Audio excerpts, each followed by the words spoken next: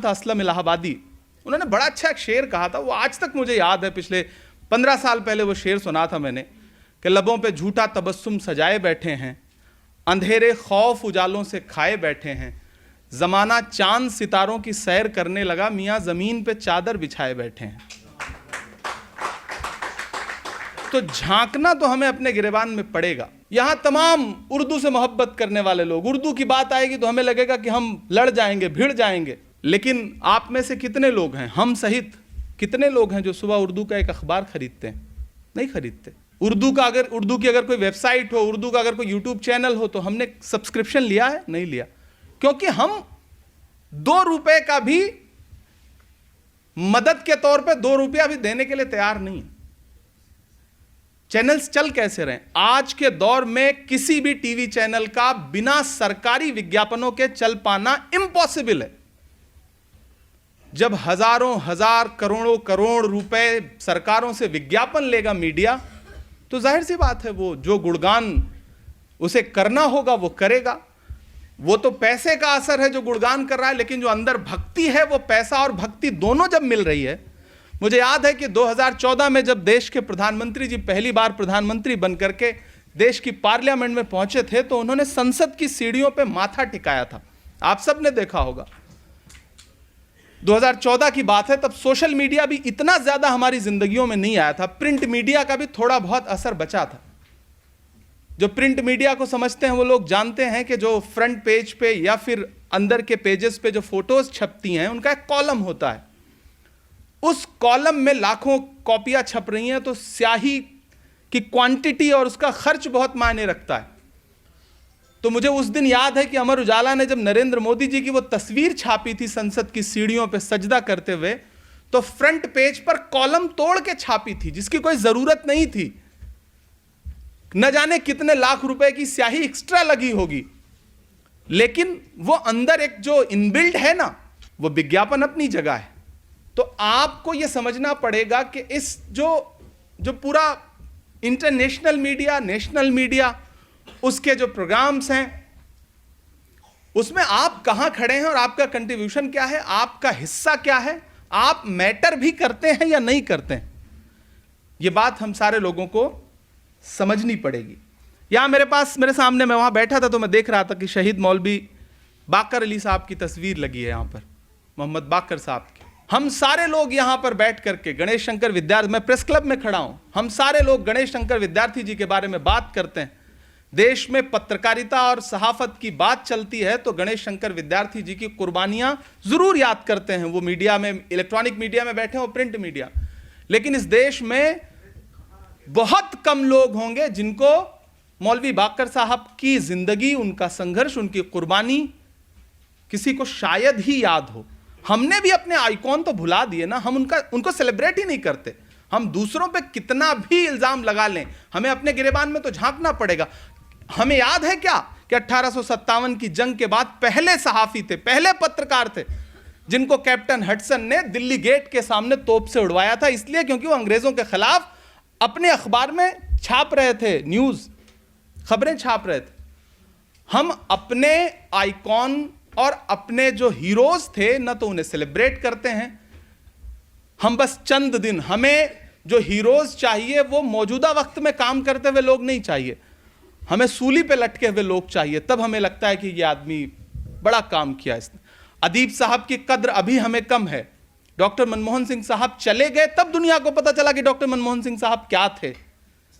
ऐसे ही हम में, आप में से जिस दिन नहीं रहेंगे उस दिन बहुत सारे लोगों को एहसास होगा कि नहीं यार, ये तो आज मिल्लत टाइम्स कुछ काम कर रहा है, तब हमें लग रहा है कि हां, मिल्लत टाइम जैसे संस्थान ना हो तो सोचिए हालात क्या होंगे। कोई आपके बारे में बात करने को तैयार नहीं। मुझे याद है जब कोरोना का इशू चल रहा था हजरत, मीडिया किस तरह अपने ट्रैप में फंसाता है और हम बाखबर ही नहीं है। मुझे देश के एक बड़े टीवी चैनल से फोन आया कि हम 5 बजे के शो में आपको 1 to 1 आपसे बात करना चाहते हैं। हमने कहा टॉपिक क्या है? तो उन्होंने एक सियासी पॉलिटिकल टॉपिक दिया। हमने कहा ठीक है, टॉपिक अच्छा है, इस पे बात करेंगे। 15 मिनट पहले मैंने टीवी ऑन किया और मैंने सोचा कि देखें इनका प्रोमो क्या चल रहा है। तो उनका प्रोमो चल रहा था कि 15 मिनट बाद इमरान प्रतापगढ़ी आपके सामने होंगे और हम बात करेंगे जाहिल जमात पर। आप मीडिया के खेल को समझिए। आपसे कह दिया गया कि टॉपिक ये है, प्रोमो कुछ और चलाया गया, 15 मिनट बाद एक सवाल आपके टॉपिक का होगा और उसके बाद फिर बहस जाकर के वहां जाएगी जहां से मौजूदा हुकूमत हो या जो एजेंडा है उस एजेंडे को फायदा पहुंचे। आपको पता ही नहीं है। बहुत सारे लोग मुझसे कहते हैं कि टीवी चैनलों पे जा करके जो लोग बैठते हैं, सो कॉल्ड मौलाना हों या फिर सोशल एक्टिविस्ट हों, इनको रोकते क्यों नहीं आप लोग? जा करके क्यों बेइज्जती करा रहे हैं टीवी चैनलों पे? तो कभी कभी मैं सोचता हूं ये मासूम लोग हैं, ये बहुत खराब भी नहीं है बेचारे, इनको पता ही नहीं कि इनको किस एजेंडे के लिए बुलाया जा रहा है। इनको तो फोन कर दिया जाता है कि आज शाम में शो है और आप आइए, आप टीवी पे दिखेंगे। तो साहब तो इसी बात पे खुश हैं कि अगले 1.5 घंटे हम टीवी पे दिखेंगे।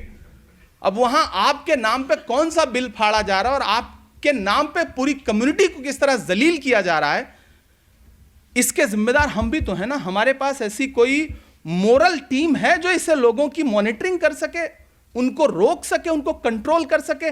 हम नहीं रोक सकते, अदीब साहब नहीं रोक सकते, खालिद साहब नहीं रोक सकते। हम सियासी लोग हैं, हम किसी को रोकेंगे तो कहेंगे अरे तो पार्टी का मसला है, तो नहीं चाहते कि हम जाके टीवी चैनल पे दिखें। हम नेता बने ये चाहते ही नहीं। तो क्या हमारे पास ऐसी कोई तंजीम है? तो हमें बहुत सोचने की जरूरत है। हम जहां खड़े हैं और जिस तरह से हमारे खिलाफ साजिशें, हम आगाह ही नहीं है। सही बात तो यह है, बस हम कुर्बानी देने के लिए तैयार हैं। हमें लगता है कि जरूरत पड़ेगी तो हम कुर्बानी दे देंगे, लेकिन कुर्बानी देने का वक्त होता है। चिराग अगर दोपहर में जलाओगे तो अंधेरा खत्म नहीं होगा, चिराग खत्म हो जाएगा। तो आपको पहले तो यह पहचानना है कि आपकी लड़ाई क्या है और उसे लड़ना कैसे है। किसी ने मुझसे कहा था कि इमरान साहब, आपके और बाकी कम्युनिटीज के बीच में फर्क आपको पता है? हमने कहा बताइए। बोले बाकी कम्युनिटीज नेता पैदा करती हैं और फिर नेता के हिसाब से चलती हैं। आपकी कम्युनिटी नेता पैदा करती है और चाहती है कि नेता उसके हिसाब से चले। हम सुनने को तैयार नहीं है लोगों को। इल्जाम लेकर के तो हम तैयार खड़े हैं, किसी का भी कैरेक्टर असैसिनेशन करने के लिए हम तैयार बैठे हैं। और मैं सोशल मीडिया के ज्यादातर साथी यहां पे नजर आ रहे हैं। खुदा के लिए सनसनीखेज खबरों से बचिए। आपको क्या लगता है कि लिंचिंग के वीडियोस क्यों प्रसारित किए जाते हैं? एक पूरा तंत्र है जो चाहता है आप डर करके सड़कों पे निकलना बंद कर दीजिए, आप दिखिए मत। ये एक डर का बाजार है जो सजाया जा रहा है और उस डर के बाजार को फैलाने में आप कहीं ना कहीं जरिया बन रहे हैं। तो सनसनीखेज खबरों को फैलाने से पहले 5 बार उसे खुद से सेंसर करिए। हिंदी के कवि हैं शिवम अंबर, उन्होंने कहा था कि यह सच है हमने बेचा है अपनी प्रतिभा के नीलम को, बस्ती बस्ती भोजपत्र को, नगरी नगरी सरगम को। लेकिन यह भी सच है हमने सत्यम शिवम नहीं बेचा है, कवि का कलम नहीं बेचा है, अपना अहम नहीं बेचा है। इस दौर में मैं अपने समाज के, खुसूसी तौर पर अपने समाज के जिम्मेदारानों से कहूंगा कि मीडिया हो, सोशल मीडिया हो, अखबार हो, इनको चलाने के लिए पैसे की जरूरत पड़ती है। हम में से कितने लोग हैं जिन्होंने यूट्यूब चैनल चलाने वाले और सच्ची पत्रकारिता करने वाले किसी जिम्मेदार पत्रकार साथी की जेब में चुपके से 10,000 रुपए का एक लिफाफा डाल दिया हो, बिना उस पर एहसान जताए कि यार तुम बहुत अच्छा काम कर रहे हो? शायद कोई नहीं करता। क्यों नहीं करते हम? और आप चाहते हो कि आपकी लड़ाई लड़ने वाले लोग आए, खड़े हो जाएं, लड़के शहीद हो जाएं। उनके भी घर है, उनके भी परिवार है। तो आपने अपने लिए लड़ने वाले लोगों को ताकत देने के बारे में कभी सोचा कि ताकत देने का तरीका क्या है? मौजूदा दौर में सिस्टम ने क्या किया है, सबको इंटरकनेक्ट कर दिया है। जितने भी पिलर हैं ना, तंत्र हैं डेमोक्रेसी के, सबको इंटरकनेक्ट कर दिया है। वो सब एक दूसरे के लिए काम कर रहे हैं। ऐसी छोटी छोटी बातों पे FIR तैयार बैठी है कि आप सोच नहीं सकते हैं, और सब झेल रहे हैं।